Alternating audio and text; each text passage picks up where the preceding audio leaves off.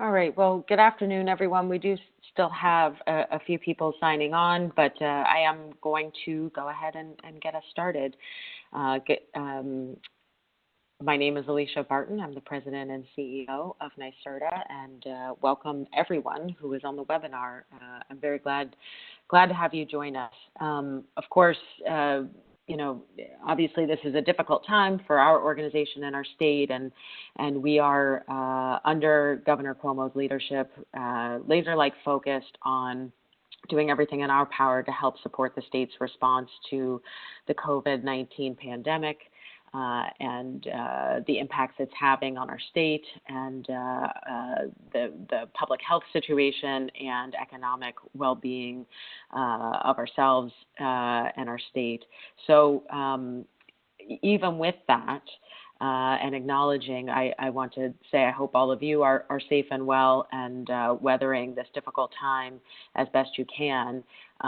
New York State has also continued to prioritize our critically important fight, long-term fight against climate change, which is another global crisis that also threatens our public health, our environment, and the well-being of our state over the long term.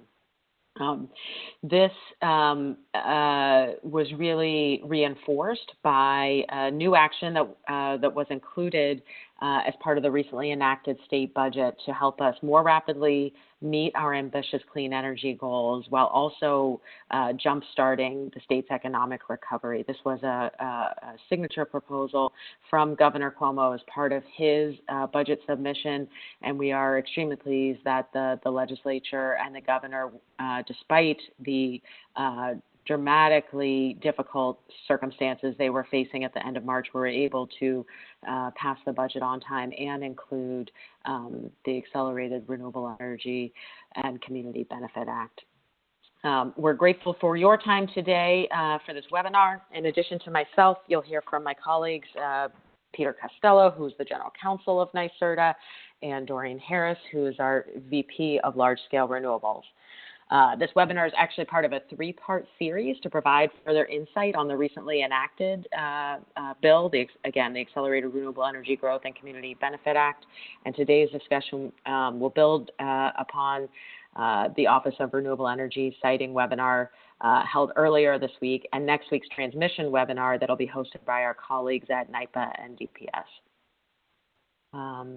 So we're going to spend the first half of the webinar discussing the Build Ready initiative that NYSERDA will be overseeing. That should take approximately 30 minutes. And the second half of the time, we'll open it up to questions. For your awareness, all the attendees are muted, so we encourage you to submit your questions at any time during the webinar through the Q&A feature. Please click the circle with the question mark at the bottom of the screen and then enter the question in the text box at the right. Today's presentation will be made available after the webinar on NYSERDA's website, and we'll have the exact URL link at the end of the presentation. The state's fiscal year 2021 enacted budget includes the Accelerated Renewable Energy Growth and Community Benefit Act, which is a signature development that will dramatically speed up the responsible permitting and construction of renewable energy projects, again, to help our state continue to lead the nation and the world in fighting climate change and to grow the state's green economy. Amid the ongoing public health crisis, this new renewable energy and transmission siting law was needed because environmental protection and climate action go hand in glove with growing a strong economy. The clean energy industry, renewable energy and energy efficiency included, will help play a central role in the state's economic recovery. Before the crisis hit, the clean energy industry in New York was growing at a rate about twice the rate of the overall economy. There is a really strong alignment between clean energy infrastructure and getting the economy back on track. The governor has showed extraordinary leadership by keeping this Renewable Energy Siting Act at the top of his legislative agenda, even as he was leading New York and I dare say the country through this crisis. The act will also spur the rapid identification and construction of transmission and grid infrastructure necessary to unleash the benefits of renewable energy and meet the state's climate and clean energy goals. These actions are crucial for accelerating progress towards Governor Cuomo's nation-leading clean energy and climate goals, including the mandate to obtain 70% of the state's electricity from renewable energy sources by 2030, as directed under the state's Climate Leadership and Community Protection Act. Specific to today's webinar, the Act also creates the Clean Energy Resources Development and Incentives Program, which will be administered by our agency, NYSERDA, and is designed to advance a new model for development of renewable energy projects. Through this program, build-ready sites will be identified and made available to private developers. These sites will be pre-approved, permitted, and subsequently auctioned to private developers to construct the renewable energy facilities. NYSERDA will prioritize the reuse of abandoned commercial sites, brownfields, landfills, former industrial sites, and otherwise underutilized sites, and to work with communities to ensure that these projects are designed to deliver the maximum economic, environmental, and community benefits. We see this new program as very exciting and timely addition to our state's portfolio of clean energy initiatives as we seek to rapidly and responsibly advance clean energy projects, fight climate change, and rebuild our economy. We look forward to working with our partners across the state, our sister agencies, certainly with communities who we want to engage with very directly and specifically to understand their goals, as well as the renewable energy industry to help make this new initiative a success. So I'll now turn the presentation over to Peter Costello, NYSERDA's General Counsel, to provide more details regarding the Act. And next slide, please. Thank you, Alicia. That set the stage very nicely. And hello to everyone. Thank you for joining us today to talk about this new work that NYSERDA is very excited to take on. Before I start in on the details of the Build Ready program, I wanted to place the program into hopefully helpful context.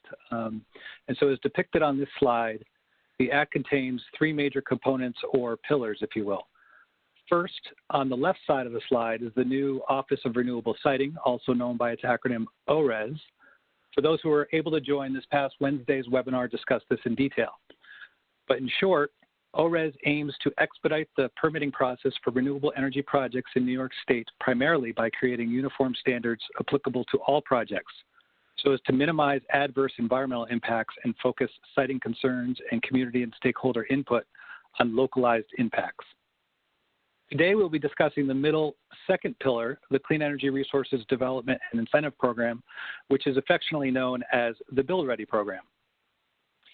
And on this upcoming Tuesday, May 5th at 10 a.m., there will be a webinar focused on the third pillar of the new Act, which is shown on the right, which is the Power Grid Study and Investment Program that will target upgrades to New York's transmission and distribution system to be ready to support the scaling of the renewable energy generation. Hopefully, many of you will be able to join us for that webinar. Please do. So, as Alicia described, these three components, overlapping and integrated in many ways, are designed to help achieve the nation-leading targets set forth in the Climate Leadership Community Protection Act by creating effective, efficient, and responsible tools for the wide-scale development of renewable energy generation and transmission projects throughout New York State. Next slide, please. Okay. So now let's roll up our sleeves a bit and discuss the statutory details of the Build Ready program. Overall, this program is designed to help foster and encourage expedient and responsible siting and development of renewable energy facilities to meet the state's aggressive clean energy goals. The statute sets forth that the Build Ready program will prioritize the reuse of previously developed or disturbed sites for renewable facilities, protect the value of taxable land and leverage existing infrastructure, provide benefits for host communities, and protect environmental justice areas. Through this new program, NYSERDA will acquire interests in land, conduct due diligence and review site feasibility, and apply for and obtain permits. It is important to note that there is no defined capacity or size thresholds associated with the build-ready sites, and this is intentional to allow flexibility to find sites that make the most sense to develop and to maximize the opportunities to find sites. Sometimes, for example, there may be size constraints particular to a site, especially in the case of previously developed sites that we are targeting. Accordingly, as shown on the slide, just like privately developed projects, the size of the project will dictate the permitting path. Larger projects will go to the new ORES office, and smaller projects will go through local permitting, including seeker. I did want to touch on how sites will be identified, as that is addressed in the statute. NYSERDA will, in identifying sites, work in collaboration with the State Department of Public Service, as well as Empire State Development, focusing again on previously disturbed sites. The site selection process will take into account conditions at the site, natural and environmental, current land uses, the availability of transmission or distribution facilities near the site, the potential for development of energy storage facilities, the potential impacts on environmental justice communities, and the overall attractiveness to the developer community. In identifying sites, the statute also requires NYSERDA to consider the ability to eventually recoup funds when we dispose of the site. On that topic, once NYSERDA has obtained all necessary permits and land interests, NYSERDA will auction the sites using a competitive process, which we plan to bundle with REC agreements. This will provide a fully de-risked project for developers to acquire, construct, and operate. Next slide, please. Okay, so now I'm going to discuss the statutory requirements around providing benefits and avoiding adverse impacts with respect to communities as a result of the development of these build-ready projects. The statute requires NYSERDA to notify municipalities at the earliest practicable time after a build-ready site is identified, to undertake a preliminary screening in consultation with the Department of Environmental Conservation to determine whether the site is located in or near an environmental justice community and whether an environmental justice community would be adversely affected by the development of the site. The statute authorizes NYSERDA to enter into host community benefit agreements and pilots with local jurisdictions and to provide information to stakeholders regarding available benefits and development incentives and to publish such information on NYSERDA's website. And in consultation with Empire State Development, the New York State Department of Labor, and other applicable state agencies, NYSERDA will assess the need for and availability of local workforce training with special attention paid to environmental justice communities, and to establish, where needed, programs to support a local green workforce. Next slide, please. The last two issues the statute addresses that I want to talk about today is funding and accountability. In terms of funding, the statute does provide broad authorization to NYSERDA to accept money from any source to administer the program. However, there is a specific requirement that NYSERDA petition the New York State Public Service Commission to describe the planned activity of the Build Ready program. And such petition may include a request for funding for a period of at least 5 years. The statute requires that the petition and subsequent order include a plan for reinvestment of proceeds in excess of NYSERDA's program expenses and administration. Okay, last but certainly not least are the reporting requirements embedded in the statute. Starting April 1st, 2021, NYSERDA is required to issue an annual report specifying an accounting of proceeds earned by NYSERDA in running the program, less program expenses and administration costs, identifying auctioned build-ready sites and the developers who have acquired the development rights in those sites, and the energy produced by the build-ready sites. The report is required to be delivered to the governor, temporary president of the Senate, and the Speaker of the Assembly. And also the annual report must be posted on NYSERDA's website. Okay, so that wraps up my presentation of the statutory details of the Build Ready program, and I will now turn it over to Doreen Harris, NYSERDA's Vice President for Large Scale Renewables, to discuss new program implementation. Next slide, please. Thank you, Peter, and good afternoon, everyone. Again, I'm Doreen Harris, the Vice President of Large Scale Renewables for NYSERDA, and thank you for joining us today. Just to recap, we do encourage you to submit questions at any time during the webinar through the Q&A feature. So if you just click the circle with the question mark at the bottom of your screen, Peter and I would be glad to answer any and all questions at the end of the webinar. So for those of you who I haven't met previously, my team at NYSERDA will be responsible for implementing this program. And we have been doing so actually for a number of months now as we awaited determination of the legislation status. And so it is important to note that we at NYSERDA, through this team, have been aggressively pursuing the development of large-scale renewable projects for many years. Most notably, over the last 3 years of procurements, you should know we now have over 65 large-scale renewable projects under contract and in active development by this team.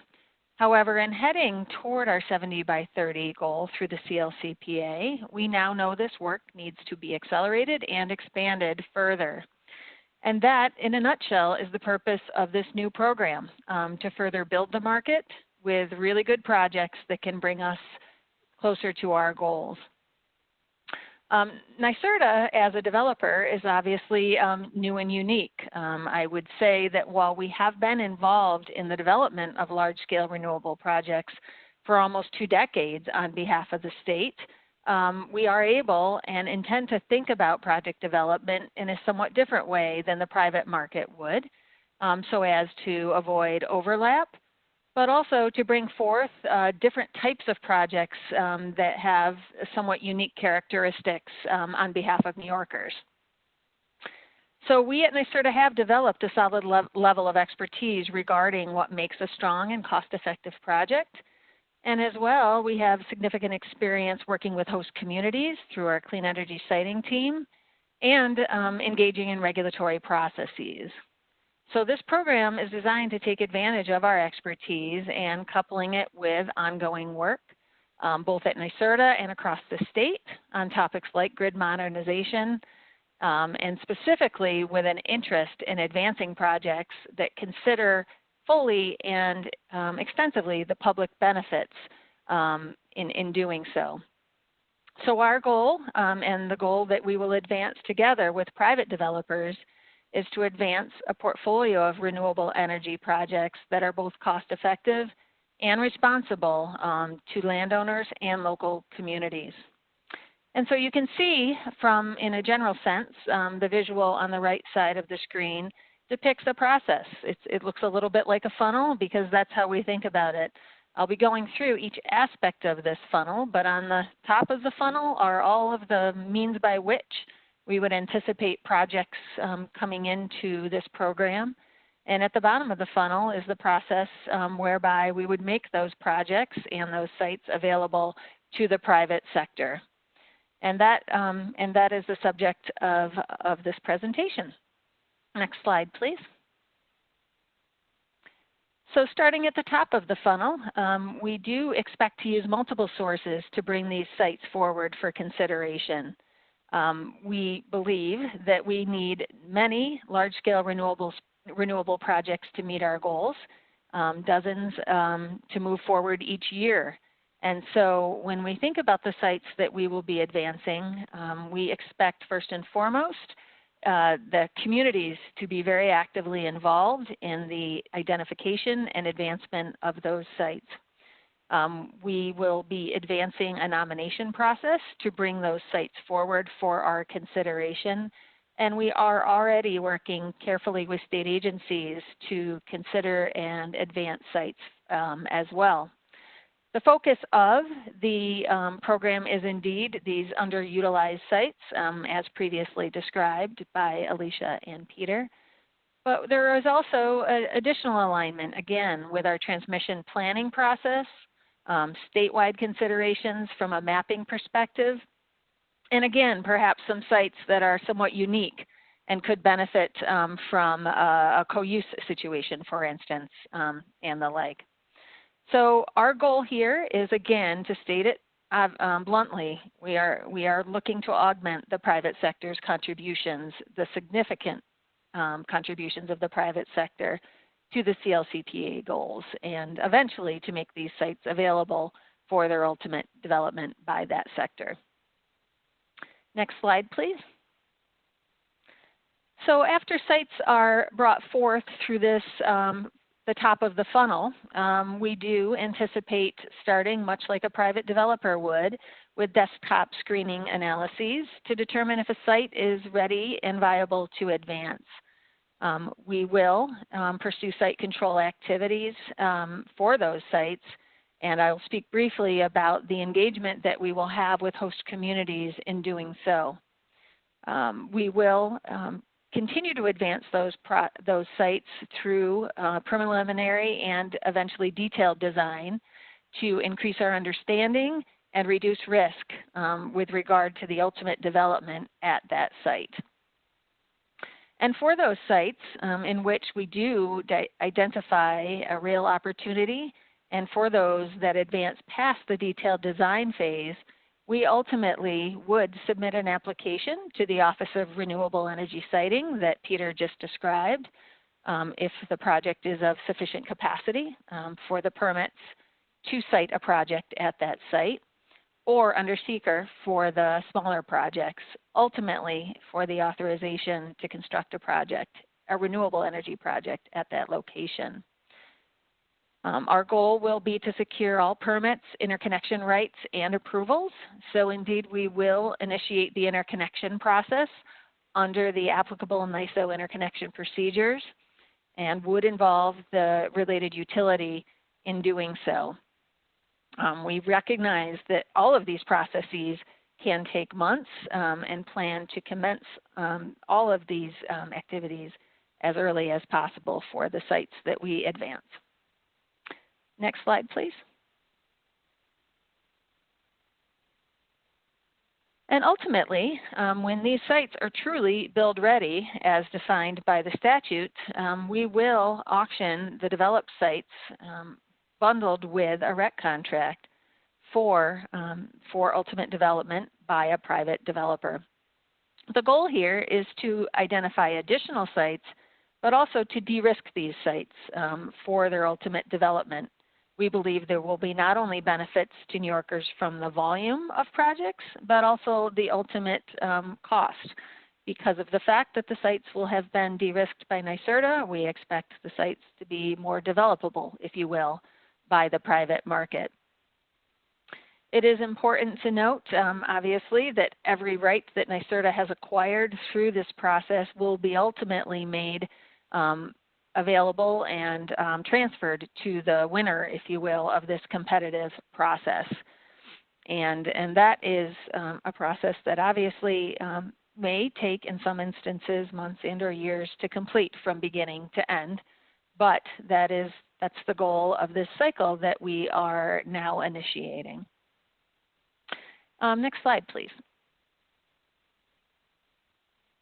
So we've spoken about community benefits, and there are many aspects of these sites that we believe will make them quite unique from a community perspective. There are, as Peter mentioned, there are very specific requirements in the statute for NYSERDA to establish a host community benefit program, whereby property owners and communities will receive benefits for hosting these major renewable energy facilities.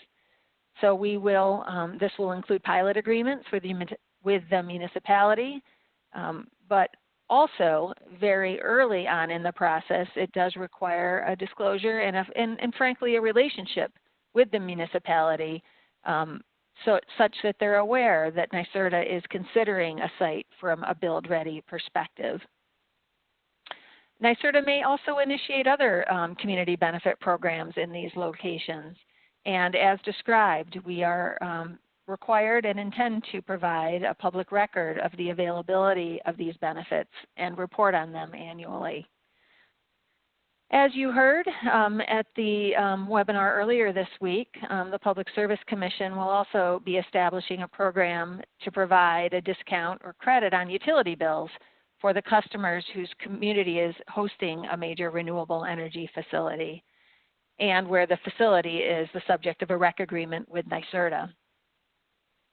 And so NYSERDA does plan to lead interactions with many host communities throughout this process, sharing information regarding our work, but also to take in the information from host communities. And as you know, our Clean Energy Siting team has established relationships with thousands of local officials, and our outreach and engagement with these communities will build on that effort. Therefore, we really believe that these projects will be advanced fully with the engagement of communities in mind. Next slide, please.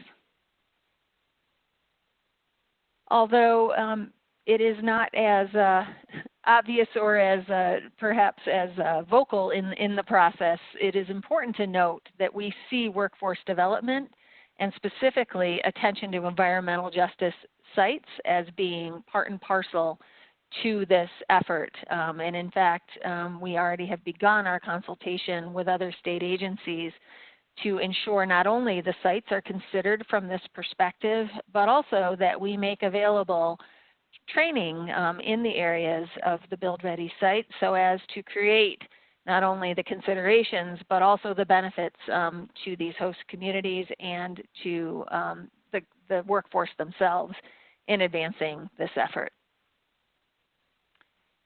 Next slide, please. So as I mentioned, NYSERDA has already been hard at work in advancing this program, and we're really excited about the opportunities that it presents for New York. In terms of next steps, we are required to petition the Public Service Commission for approval of the program and any necessary funding authorization. There are specific timelines included within the statute that we would adhere to, but we will be filing that petition in the near future so as to further advance this program from those perspectives. But in the meantime, we have and continue to advance our work. As I said, NYSERDA is very familiar with project development, has been so for decades, and has advanced the program in the meantime. We are excited about the process that we are developing, both from the perspective of how to take in sites, how can sites be nominated, how can we best consider this funneling process most effectively, but also what work can we do to bring forth sites that we believe fit this bill from the perspective particularly of the underutilized sites that we seek to advance. We take seriously the community benefit aspects of this program and are developing those templates as we speak. And again, although challenging, local meetings and on-site presence will be a critical aspect of this program as well. And in addition to the petition that I just mentioned, we are and will file our annual reports that are looking not only at the financial status of the program, but also the identification status of the sites themselves. There's very much intended to be a recycling of funds whereby the investments that NYSERDA makes, those funds will be returned to us and reinvested in future sites. So again, our financial health and the status of the program will be dynamic and critical as we move forward, as is the case with all of our programs. Next slide, please. So I hope you take from this presentation our steadfast commitment that this program is a very exciting and timely addition to our state's portfolio of clean energy initiatives. As we seek to rapidly and responsibly advance clean energy projects, we see this as a tool in our toolbox to continue to do so in a very creative way. And so Peter and I are certainly happy to answer any questions in just a second. I will mention before we do so, however, that we will be making today's presentation available after the webinar on the website as listed here. This is NYSERDA's Build Ready website. We also will be posting the slides from this week's ORES webinar, which was issued earlier this week. And in addition, just a reminder that next week, May 5th at 10 a.m., there will be a transmission webinar, and we'll post the slides from that webinar on our site as well. We do have an email address, buildready@nyserda.ny.gov. You can reach us there at any point. We're happy and ready to answer questions that you may have. And with that, I will turn to the questions that we've received. I'll ask Pete Costello to start while I take a look at the questions that have come in while I've been speaking. Pete?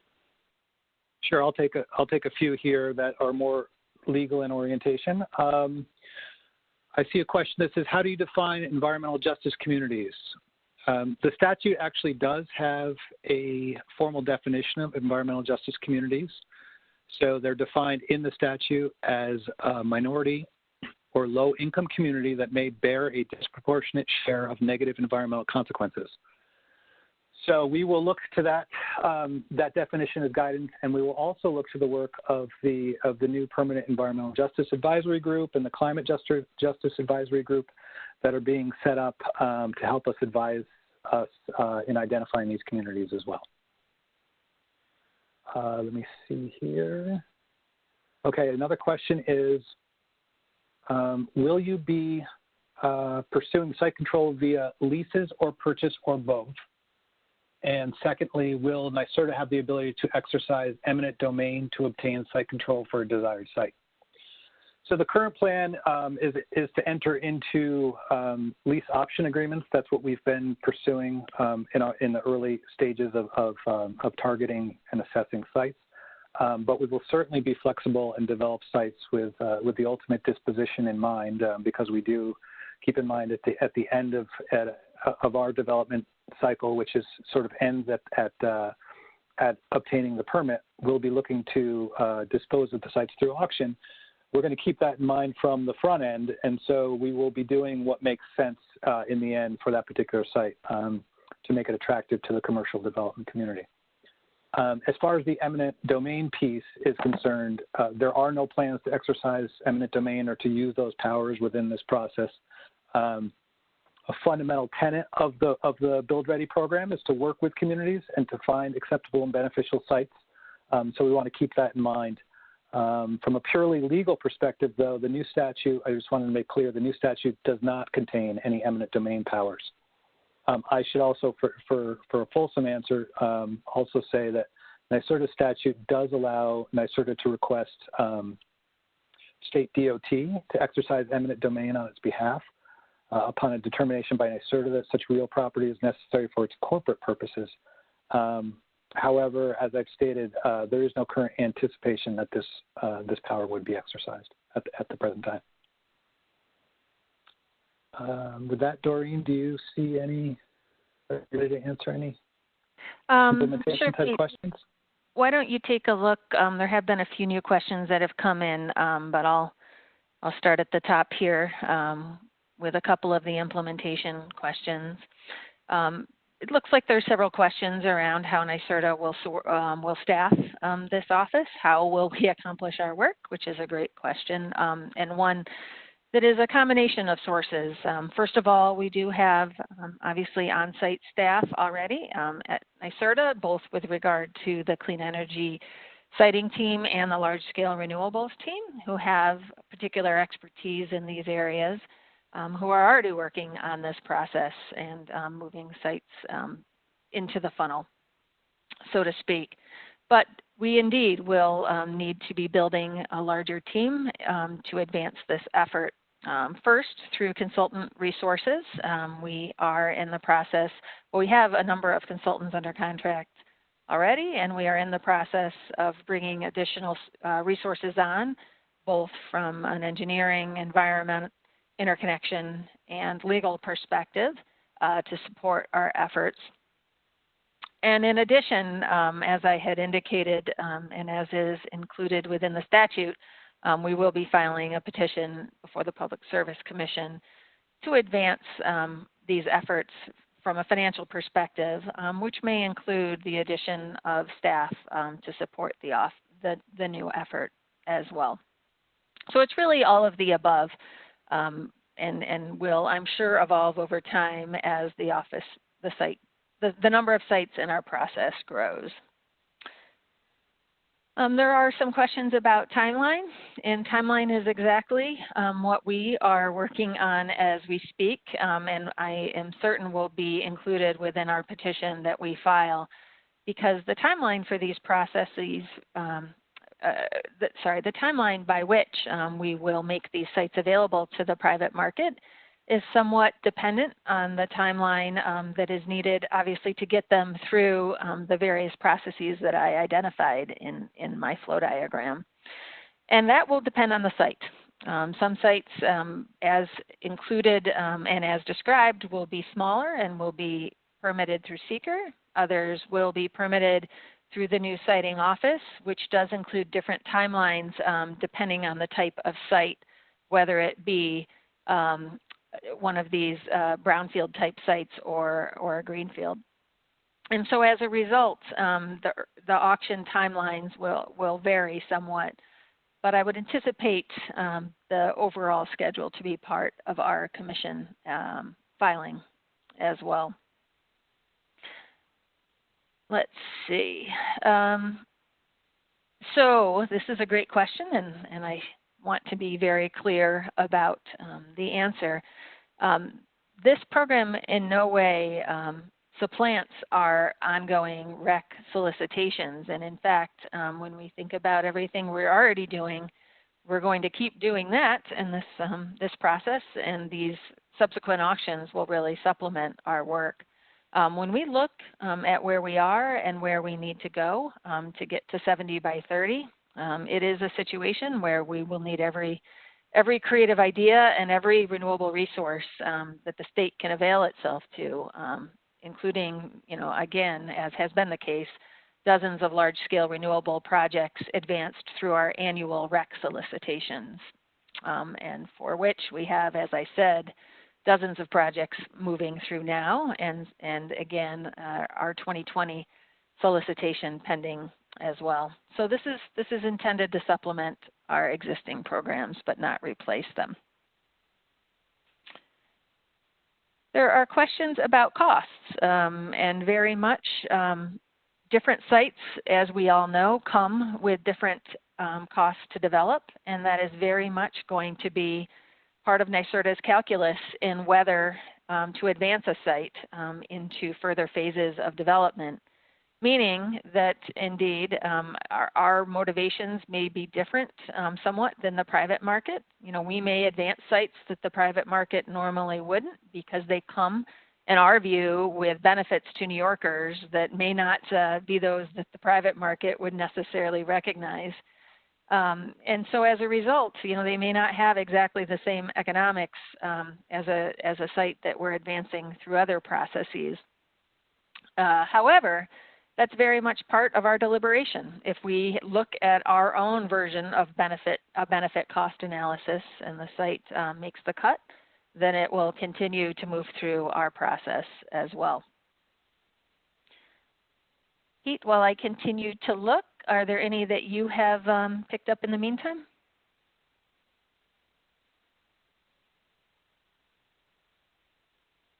Pete, you there? Sorry, sorry, a little Pete, slow on the mute button. No problem. I'm here. Okay, so I think you started to answer some of this question, but someone has pointed out correctly that the law does specifically allow us to hire legal and other consulting assistants. And the question specifically is, will we be issuing an RFP for legal assistance in the program? So I'll just let folks know NYSERDA has issued a number of legal RFPs over the last several years that did include real estate scope as well in them. And so what we've done is we've issued a mini bid within our current slate in order to obtain legal assistance in the immediate term. I wouldn't foreclose the possibility that we may have a specific RFP to this in the future, but right now we're going through that mini bid process. Great, thanks, Pete. I'll pick up a couple of additional questions here. And one of them has to do with a question of volume. And this is one that honestly we're working through right now as we seek to develop the petition that we will be filing, which is essentially to say, how many sites do we think NYSERDA can advance per year? And of course, through my funnel, as depicted, the number of sites we start with at the top of the funnel is going to be far greater than the number of sites that come out through the bottom. And really, this is all a product of the likely capacity of these sites. As described, there is no lower limit to the sites that we can advance from a capacity perspective. So if it were the case that we were looking at smaller sites, we might move further, more sites through that funnel than if we were looking at, larger, more significant numbers of megawatts per site. But generally, you know, when we think about success for this program, it is not that we intend necessarily to be permitting hundreds of sites per year by any means. This is again meant to supplement the private market that is already very robust across the state. So NYSERDA's numbers would certainly be fewer than those that the private market are advancing. So let's see, will we be targeting large-scale projects? At the moment, we are certainly looking at sites that are, you know, again, there are a few different types of sites that we're advancing. And these underutilized sites that are the focus of this program often do not lend themselves to large-scale solar or wind projects, you know, of dozens or hundreds of megawatts by any means. You know, they tend to be smaller sites because of the fact that there's just smaller plots of usable land for a renewable project on those sites.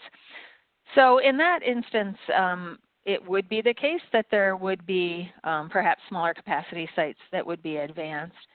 However, again, when we think about, for instance, how our program can work in consultation and coordination with the ongoing transmission leg of this three-legged stool, you know, there may be larger projects there that are advanced as well, should they be sort of considered as optimal for other reasons, as I had described.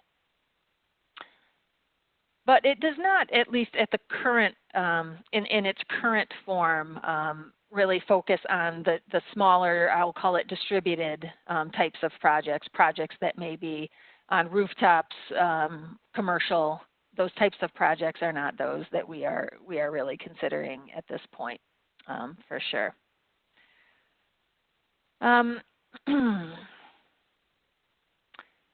So I think there are a number of questions about our interactions with the private market.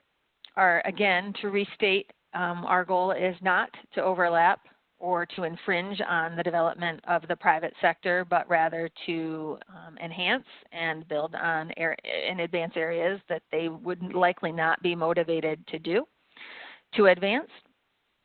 And in that instance, in general, one of our first tests of a project or a site that we are considering is whether it is being actively advanced by a private developer. And in that instance, if we can determine that there is active development underway, we wouldn't proceed. And that's how that can take place. We are looking for sites that could site primarily wind or solar. I would say that there is definitely more usable and available land from a solar perspective, but indeed there are areas that we're thinking about for wind as well.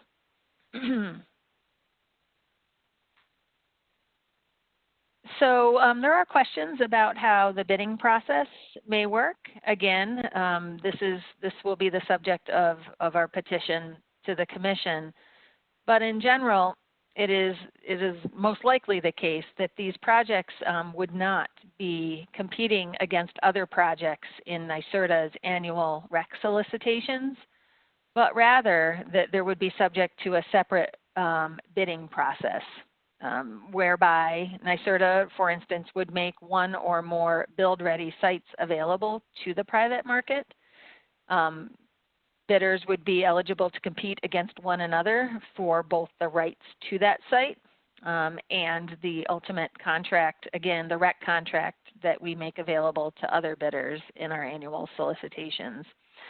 So in general, our thinking is that for the majority of the sites, they would be subject to a separate bidding process.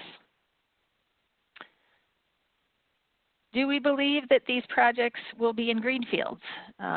It is certainly possible that NYSERDA will advance greenfield sites, but our priority, as per the legislation, will be to advance previously developed sites, these underutilized properties, and the like. All right. Pete, anything you need to pick up here, or should I look and see what else has come in? I don't see any sort of statutory legal type questions. There's a logistical question I can certainly pick up, and that is, where can information on Tuesday's call be found? Invitations on Tuesday's call will be sent out in the near future. And I should also say that all three informational slide decks for all three webinars can be found on eventually, once the Tuesday webinar occurs, obviously, can be found on NYSERDA's Build Ready website, which can be accessed through our main NYSERDA website. Great. Thanks, Peter. You know, there are a number of questions about the process that we will use, for instance, in terms of targets. I had mentioned, you know, is there a target for the number of sites? Similarly, is there a target for the number of megawatts we will be advancing? Again, this is work in progress for us, certainly to really think about what success will be for this program. It is clearly, I guess I would say, most likely to be taken up in this petition, but also in our overall business plan, as I described it earlier, from the perspective of how we are going to measure ourselves as a standalone program advancing the goals of the state. I would expect, and as is the case in our annual solicitations, that we will have, when a site is available for development, there's a question as to how we will determine eligibility on the part of a bidder in participating in that solicitation. I would expect that we will establish requirements for eligibility to bid, much like we do for eligibility to bid in our annual REC solicitations. You know, although the site itself will be essentially pre-developed, we're clearly looking for companies that can construct and operate projects successfully. So it would be expected that there would be similar requirements, or at least similar types of requirements under this program as well.